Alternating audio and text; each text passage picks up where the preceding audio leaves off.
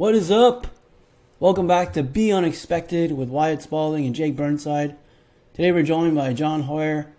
John, how's it going, man? Hello. It's good to be here, guys. I've been a big fan of the podcast so far, so it's an honor. Yeah, man, we're really excited to have you on. So real background, quick story. We all three went to high school. Me and John graduated from Fremont High in 2014. Jake was a year behind us in 2015, and then John and I and Jake were all on the same high school basketball team together, and there was some fun times, especially the team that, John and I senior year and Jake your junior year. That was a fun team to be on. Yeah, I remember the practices.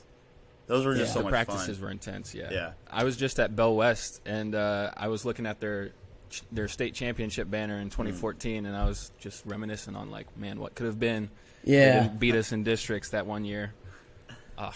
I remember watching them, and I was just I wanted them to win because, well, we could say we lost to the champions. Right, exactly. And so it's we had to play them. So our districts were tough. I mean, we played Omaha North, who had Justin Patton, and Bell West, who had Malik. So it was a tough road. I kept thinking we were going to be a 1 seed, but then I remember the West telling us yeah, we're good, but we were never that good. We were I think a 2 seed, but still, I think West said, did we ever crack the top 8, or we were always 10-9, weren't we? Yeah, I think we were always 10. Yeah. I don't think so. But we always would play I remember playing or watching the West Side game online, and we only lost by I think 9 or 8, something like that. Yeah. We were always right there. We were never getting blown out, I feel like. It was always good games that we always had chances to win, and it was just we weren't quite there yet. I think I remember we get blown out once. Didn't we get blown out in the conference final? That was maybe our worst game, and that was it, really. Because I remember that was disappointing, but I don't remember. Yeah, I tried. I don't know. I remember if there was a blowout, I put time. it out of my mind. Yeah, well, in my mind, we never had a blowout. Yeah, I bet we didn't much, but I just remember I'll remember all the wins and losses, and plus having a brother that played all the time, you never forget any of those games. Yep. But all right, let's get into it. So John, tell us about your story growing up. How did you fall in love with basketball growing up, and what other sports you played growing up as well? Yeah, so I grew up kind of all around Nebraska, but bouncing around from different towns in Nebraska. My dad is a pastor, and so he got called to different congregations. But I was born in Davenport, Nebraska, which is a tiny little town of 200 people. And my older brother, who was in high school at the time that I was born, he played basketball, and then my 2 older sisters, who were younger than him but obviously older than me, they both played basketball as well. And so pretty much as soon as I was born, I was being carried to the gym as an infant or as a toddler, and just being in the environment, and that never really stopped. Going into middle school, that's when I started playing.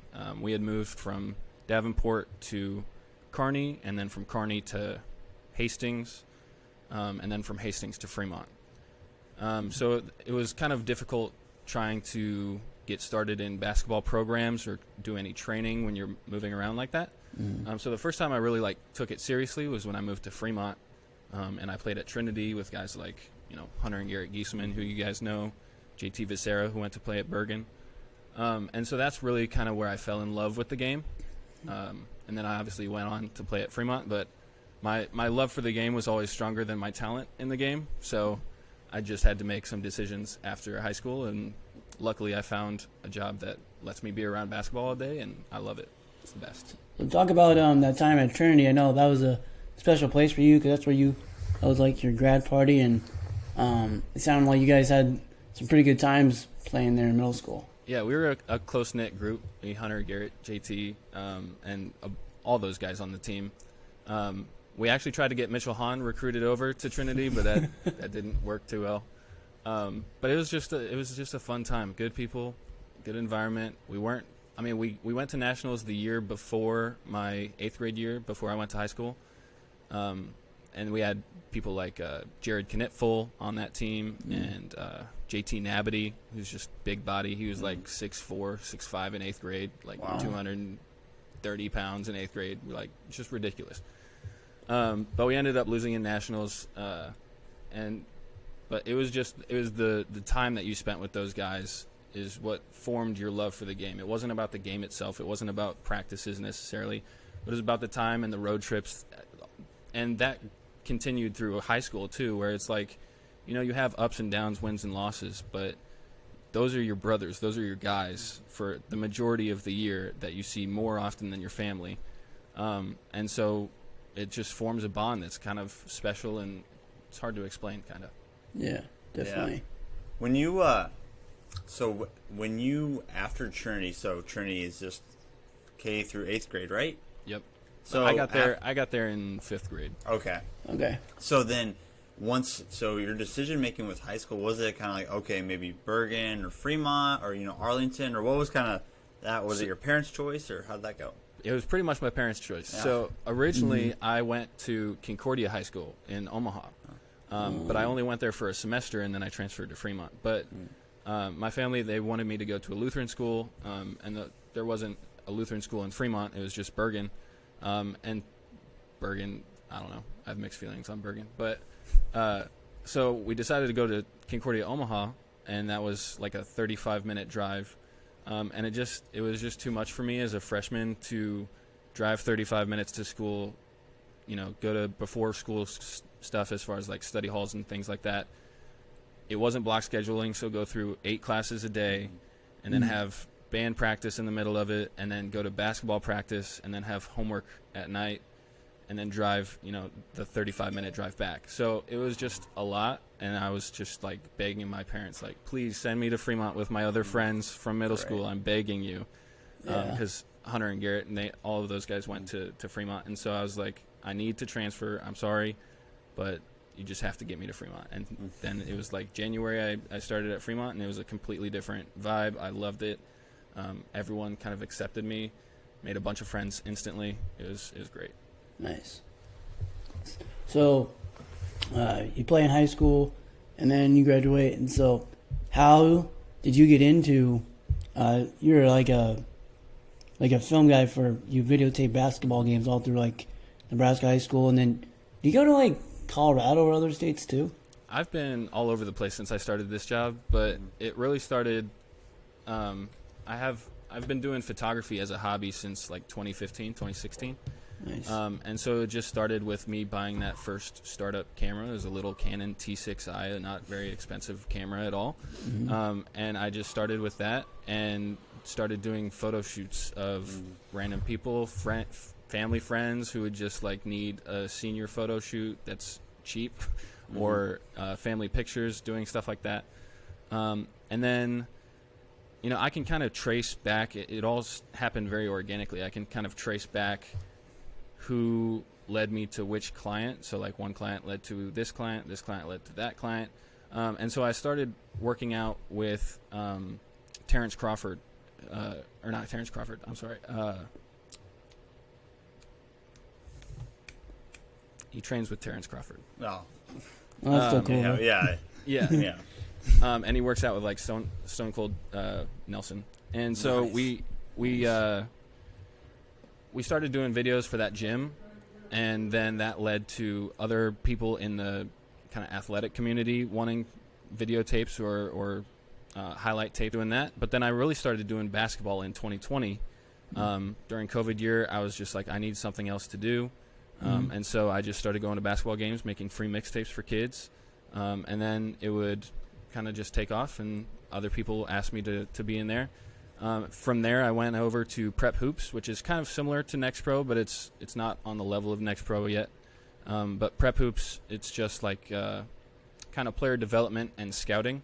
Okay. And so I would be kind of their media guy to back up their articles with videos or highlights. And that's what I do for NxtPro. And then at NxtPro, I'm kind of their content director, so there's a little more to it. But, yeah, it's been a blast. Nice. So I was just looking at your Instagram yesterday, and I saw you have a picture with Isaiah Roby. Yep. And it's like, guess which one scored 1,000 points in that. And so I'm just, through all of this, I bet you've met and interacted with a lot of cool people. You just want to name a few you've worked with or you've talked with before, working with NxtPro?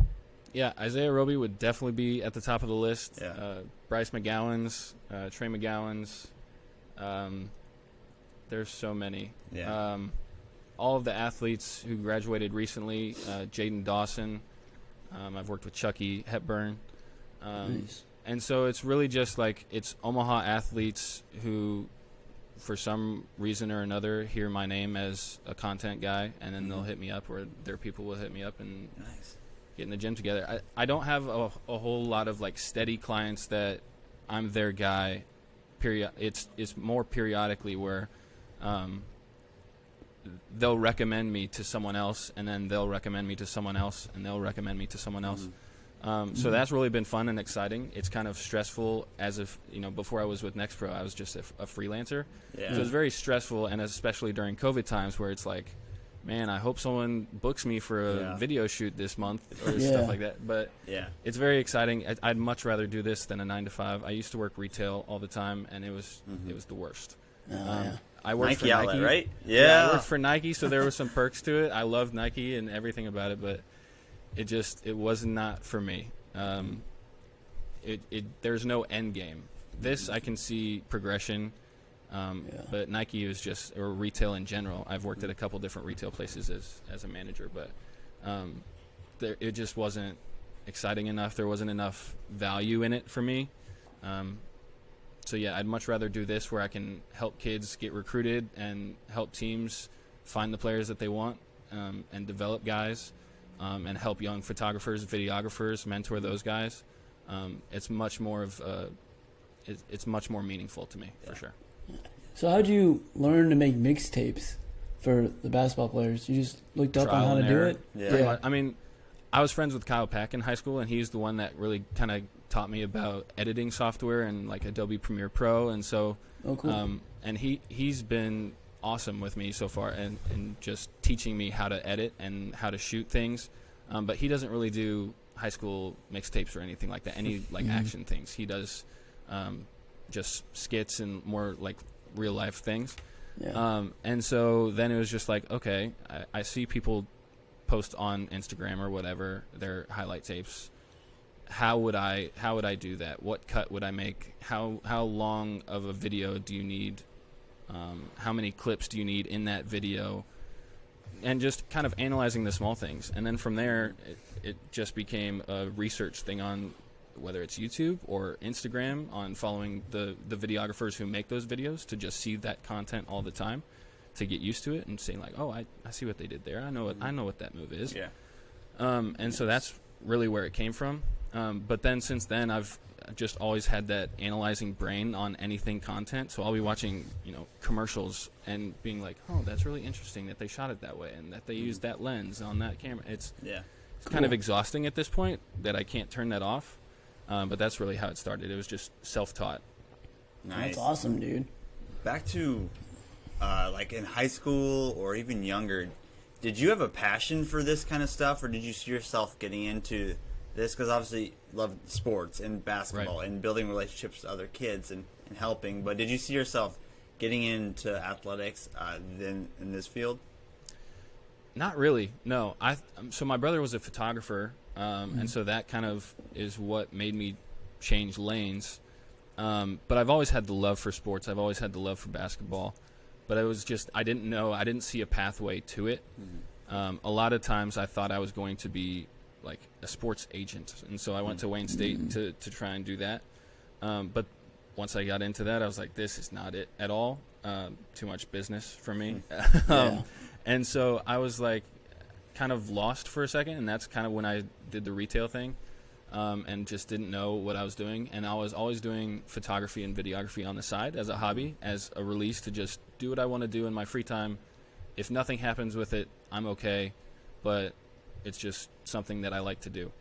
And then that's when things started taking off, as I just posted my work, as terrible as it was. Just post it and see who likes it, and you never know where that can lead. Yeah, that's awesome. So going through all this, like whether it was in basketball or just your personal life, was there ever a time where you faced adversity and you didn't know if you were going to get through it, but you did? And what did you learn from that adversity? It's a good question. I'm kind of going through probably the toughest time of my life right now. My dad died 3 months ago, and so that's that's a whole process of dealing with that, and it's different than like an injury or something like which I've dealt with before. But it's like it's the life things. It's not necessarily the career things, but it's, you know, after I have a bad day at work, like I would call him or, you know, talk to him for advice, or like if my car is breaking down, like, oh, I'll just call my dad and see what he thinks I should do. So it's those types of things where it's learning to be self-reliant and reliant on the other people in my life. But I have no doubt that I'll get through it. My faith is strong, and it's getting stronger every day. But as far as other adversity, I would say injuries was a second big one, because in middle school I grew 7 inches in one summer, and so had a ton of ligament problems, and, you know, tore my quads multiple times, tore my calves, detached my hamstring from my pelvic bone. That one sucked a lot. Ooh, that didn't sound good. Yeah, so it was just kind of hard to get in a rhythm, and powering through that was just like, okay, you're going to be healthy eventually. You're going to be okay eventually. Just like continue to stretch and do the things that get you better day by day. It's hard to see that on a grand scale, especially when you're, you know, in high school or 8th grade, like going through those things. You feel like you're never going to play again. But it's just something that you just power through, take it day by day. As cliche as that sounds, that's what gets you through. I mean, yeah, it's like the only thing you can do, right? Yeah. It's like, Nothing like the adversity that you guys face, though. I have huge respect for what you guys have done and for who you guys are. So, mad respect. yeah, well, I'm sorry to hear about your dad. I mean, I think that's tough for anybody, really. Like, I mean, that's right up there with like what Jake and I have been through. But yeah, I mean, is there like an athlete also? Like, yeah, like the people we look up to in our lives are the people that are closest to us. But, you know, we all have like that athlete that either comes back from adversity or they're just a really good player, right? That we kind of look up to as kids. And who did you look up to as a professional athlete? For me, it was Derrick Rose, and yeah. I didn't really even see the adversity part of it until you just laid that out right now. But that's a guy who has been through it all, and he was my guy from the beginning. I've always been a Bulls fan. My brother was a Bulls fan because he lived through, you know, the Michael Jordan era, and so I was just inheriting Bulls merch from the day I was born, and so. Yeah, Derrick Rose was my guy. I'm heartbroken that the Bulls are as bad as they are, and Derrick Rose is a Knick right now and not playing. But the things that he went through, I was the guy watching his comeback story on YouTube and like watching it over and over and over again, and like buying his shoes and doing all that. Derrick Rose is my favorite athlete of all time. Have you read his book? That I have not. I have it downloaded on audio on Audible or whatever. But I haven't listened to it yet. I'm waiting to get in the gym and listen to it there. Yeah, I saw it came out I think it was like a year or two ago, but I was like, I gotta read that one too. Yeah. That's probably really good.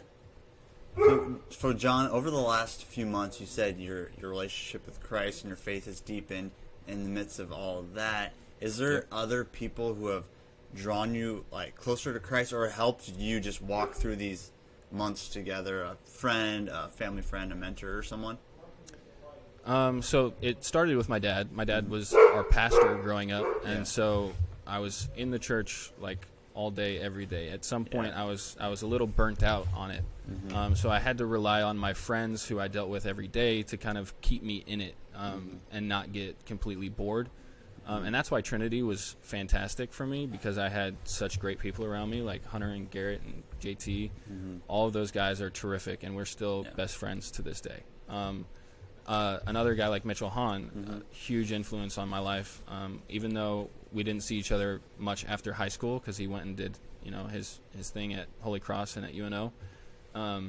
He's still been a guy that I could reach out to and get advice from, and vice versa. Yeah. But really, like it really started deepening. My faith started deepening the last 3 years, when most of the adversity hits. Right. And you're unsure of what you're going to do, and faith is the only thing that you have. Right. And so I think that's really important for people to know that when you're at your lowest moment, that's what gets you through. Yeah, definitely. Yeah. I don't know about you guys, but like, you know, like when we were in high school, they would ask like, well, what do you want to do when you grow up? And it's like, we're all 18. It's like, oh, I don't know.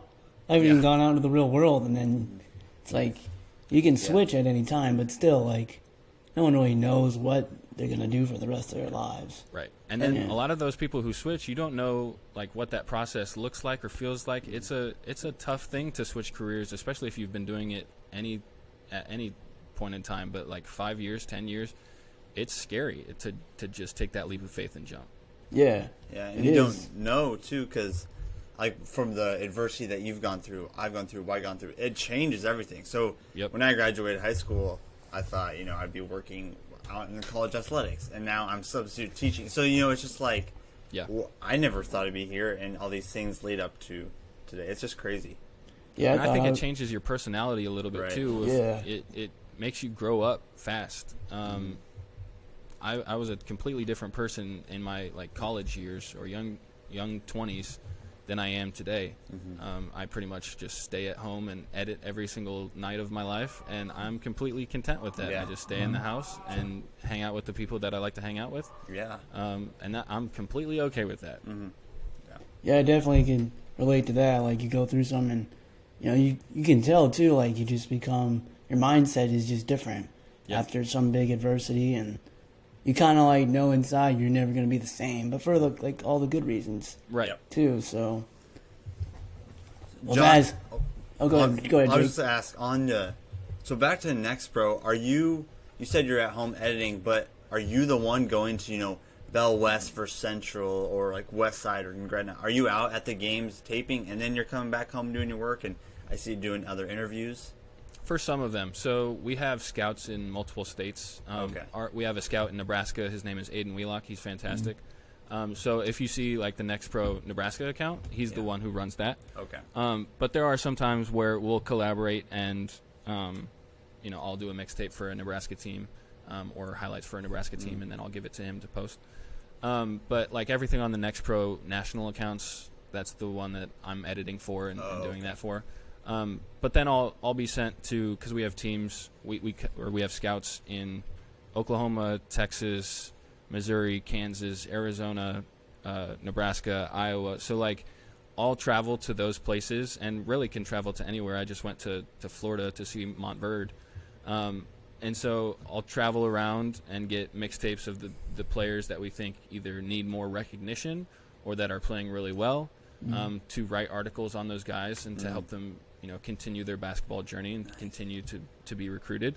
So I just travel around and watch basketball all day, man. It's not a bad gig. Nice. That sounds awesome. Yeah. What have been the top 5 games so far this season that you've been to? That's also a good question. I would say any of the Montverde games are top 5 for me, just because they have so much talent. They have dudes going to Duke, they got dudes going to Baylor, Oregon.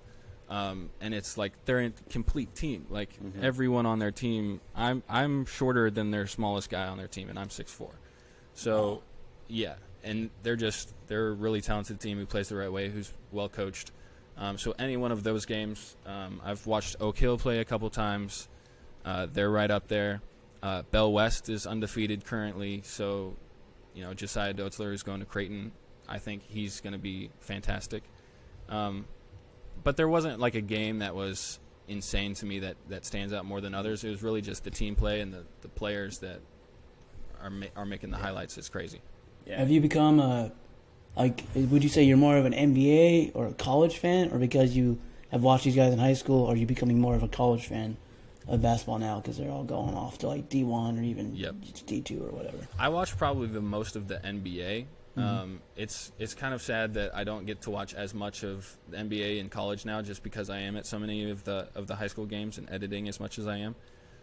But I would say I'm a North Carolina fan.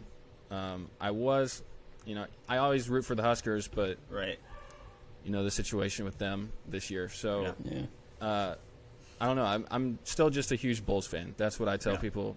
I'm a Bulls fan. Day in, day out. Nice. So guys, LeBron broke the all-time scoring record. Who would be your guys' top 5 NBA players of all time? I'll let Jake go first. Top 5 of all time. You know what? I'm going to stick with... I'm not going to go back to the older players, because I'm just going to go with the people that I watched and saw. So, in no particular order. Actually, I'll say the last one because of my favorite. You have to go particular order for the top 2. Yeah, you do. Okay. So I'll start. Kobe, Shaq, LeBron, Steph, and then I don't know if this is the best. This obviously isn't the best, but this has been my favorite. Is Dwayne Wade. Okay. So I'm gonna go by your favorite players. Favorite players, but obviously Rose wasn't in there, so Right. If we're going favorite players, I would say Derrick Rose, Kobe Bryant, Shaq, Steph. That's 4. I need one more. Yeah.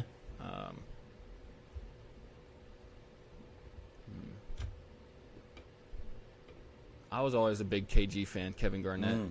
Yeah, that's my guy. That's my number one. Yeah. So, yeah, I guess I'll go best. I'll do, like, any era. But, like, LeBron, Michael, Magic. I don't really want to put him in, but you got to put him in. Kareem, because he's now number 2. How many is that? 3? yeah. No, yeah. Then probably, I mean, people aren't going to like it, but I think Shaq. I just thought Shaq was like so dominant, dude. Yeah. And then I'm going to go biased because I'm a Celtics fan, but I'll put Larry Bird in there. But you could put, like, Larry Bird or Kobe in there, like. And then I think Kevin Durant will maybe be in there someday. It's possible. If anybody could catch LeBron, I think it'd be Durant. I don't think he will, but he's the best likely to maybe pass Kareem and be close to LeBron in the scoring. I'm not really sure, though. Well, Luka, I feel like Luka is also the youngest player. That's true, too. Reach You those got Luka. records. I feel like he has a good chance, but he's got to continue to do that. Yeah. I'd say right now Luka is my favorite player in the recent today NBA. I love Luka. How do you feel about that trade that happened? Dude, I don't know, because I'm a Celtics fan, and Kyrie Irving was on the Celtics. And then I hated him after that. Right. It's like, we are losing because of Kyrie. So I was just like, but he doesn't have any help. Luka doesn't. So, what do you guys think about Durant going to the Suns? Man, That's dangerous. No. I don't know. I think they're definitely a contender now. But man, anyone you just like, okay, I want to leave. I'm out. I'm gone. No, it's just everyone's going everywhere, and I don't know. I'm not a huge fan of it. I just remember it all kind of got started with LeBron there and D Wade and Chris Bosh. Yep. So. I'm not a huge fan of KD. I think he's mentally, kind of like what you were saying, mentally just, you got to push through those things. If you don't like your team, it will change. You're not going to, the GMs aren't just going to keep the same team for the next 5-8 years. Yeah. Your teammates will change, the coaching will change. If you don't like it, just stick it out. You don't have to leave every 2 years and create some new super team, because obviously the Suns now are loaded, and the whole West is loaded. But I don't know. I think you would have been in a better position to just stay in Brooklyn and work it out.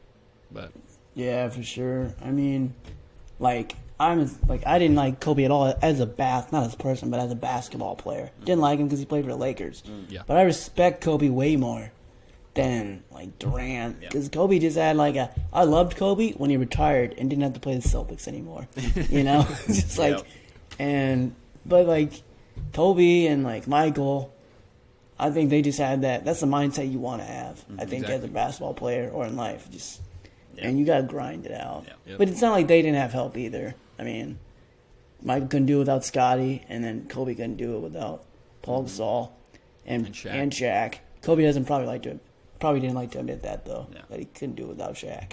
But it wasn't let's create a super team to beat LeBron James, or let's create a super team to beat whoever. It was organic the way it came together, I feel like, and it was, it wasn't a huge, disparity in talent or unfair advantage.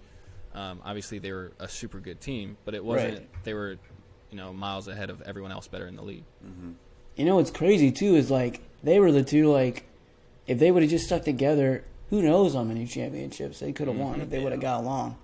I'm reading the book on them right now, and it's just crazy. It's why couldn't these guys just get along? They could have won, they probably could have had 6 or more. And, egos, man. Egos. I know, man.